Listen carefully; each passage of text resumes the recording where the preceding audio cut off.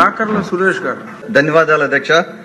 అధ్యక్ష, మహిళలకి చిన్న లోకం అని భావిస్తాను అధ్యక్ష. అదని ఇంట్లో అంటే మనది పెద్ద లోకం అని అనట్లేదు, బట్ వాళ్ళది కంపారిటివ్గా వాళ్ళు కేవలం ఇల్లు ఇంటిని చూసుకోవడం, పిల్లలు అంతవరకే పరిమితమై ఆ చిన్న లోకంలో ఉంటారు.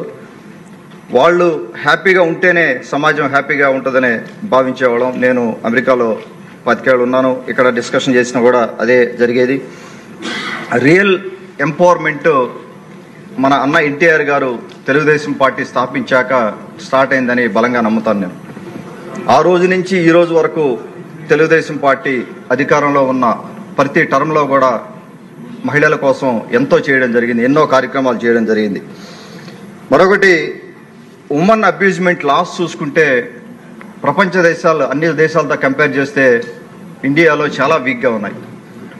అది ఎందుకు అనేది ఇది వెరీ అన్ఫార్చునేట్. అది ఏ దేశంలో చూసినా కూడా చిన్న ఎగ్జాంపుల్, అమెరికాలో చిన్న మైనర్ ఉమెన్ అబ్యూజ్మెంట్ చిన్న కేసు ఉన్నా కూడా దగ్గర 7-8 ఏళ్లు లోపల పెట్టే సందర్భం.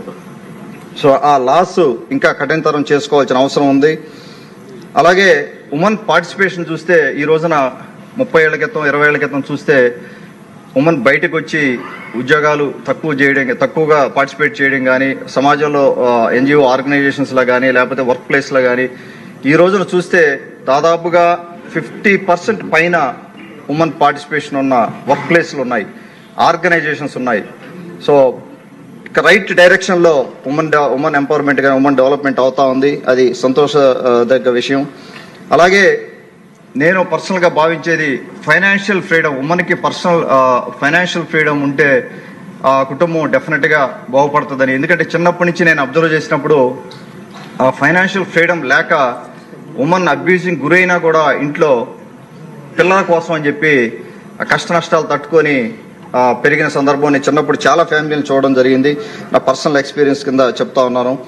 అలాగే నేను కిడ్స్కి కూడా మేము ఎప్పుడైనా కూడా నేను కిడ్స్ని అడ్రస్ చేసినప్పుడు కానీ నేను స్వయంగా చెప్పేది, అమ్మా you should have your own account, bank account, own account ఉండాలి, మీ కాళ్ళ మీద మీరు నిలబడాలి. ఈవెన్ హస్బెండ్ మీద కూడా డిపెండ్ అవ్వకూడదు మీరు ఫ్యూచర్లో. ప్రపంచం వేగంగా పరిగెడతా ఉంది. రేపు పొద్దున ఇంకా ఛాలెంజెస్ రాబోయే 20-30 ఏళ్లలో కూడా ఇంకా ఎన్నో ఛాలెంజెస్ రాబోతా ఉన్నాయి మనకు. మీ కాళ్ళ మీద మీరు నిలబడాల్సిన అవసరం ఉందని చెప్పడం జరుగుతూ ఉంటుంది. అలాగే ఒక విషయం, ఒక కేటగిరీ ఆఫ్ ఉమెన్కి ఇంకా కూడా వెల్ఫేర్ స్కీమ్స్ అందట్లేదు అధ్యక్ష. వాళ్ళు ఎవరంటే మా కాన్స్టిట్యున్సీలో ఉంది, నాకు తెలిసి అన్ని కాన్స్టిట్యున్సీలు ఇదే సమస్య ఉంటుంది. పెళ్ళైన తర్వాత అబాండెండ్ అంటే హస్బెండ్ వదిలేసి, పిల్లలు వచ్చిన తర్వాత పిల్లలు పుట్టిన తర్వాత హస్బెండ్ వదిలేసి వెళ్ళిపోవడం జరుగుతూ ఉంది. అంటే కొన్ని దేశాల్లో సపరేటెడ్ అని, అంటే డైవర్స్ కాకుండా సపరేటెడ్ అని ఇంకో స్టేటస్ ఉంటుంది. సపరేటెడ్ దెన్ డైవర్స్ అనేది ఉంటుంది. ఆ స్టేటస్ మనకి ఇండియాలో లేనందువల్ల వాళ్ళని రికగ్నైజ్ చేయలేకపోతున్నాం. వాళ్ళకి వెల్ఫేర్ స్కీమ్స్ కూడా ఏం అందట్లేదు. కనీసం వితంతు పెన్షన్ కూడా వాళ్ళకి ఇచ్చిన సందర్భం లేదు. దాన్ని కూడా మనం దృష్టిలో పెట్టుకొని కొన్ని చట్టాలు చేయాల్సిన అవసరం ఉందని నేను భావిస్తా ఉన్నాను. అలాగే ప్రోగ్రామ్స్ వైజ్ చూసుకుంటే మనం ఈవెన్ ఎలక్షన్ ముందు కూడా, ఈ ఎలక్షన్ రాకముందు కూడా కలలకు రెక్కలనే ప్రోగ్రామ్ ఒకటి మనం లాంచ్ చేయడం జరిగింది. దాదాపుగా కొన్ని లక్షల మంది కిడ్స్ దాంట్లో ఎన్రోల్ చేసుకోవడం జరిగింది. ఇంటర్మీడియట్ సెకండ్ ఇయర్ పిల్లలైతే వాళ్ళు ఫర్దర్గా కంటిన్యూ స్టడీ చేసేదానికి విద్యార్థులకి ఆ పథకం ప్రవేశపెట్టడం జరిగింది బాబు గారు. దాన్ని కూడా మనం ముందుకు తీసుకెళ్లాల్సిన అవసరం ఉందని మీకు వినవించుకుంటూ సెలవు తీసుకుంటాం అధ్యక్ష.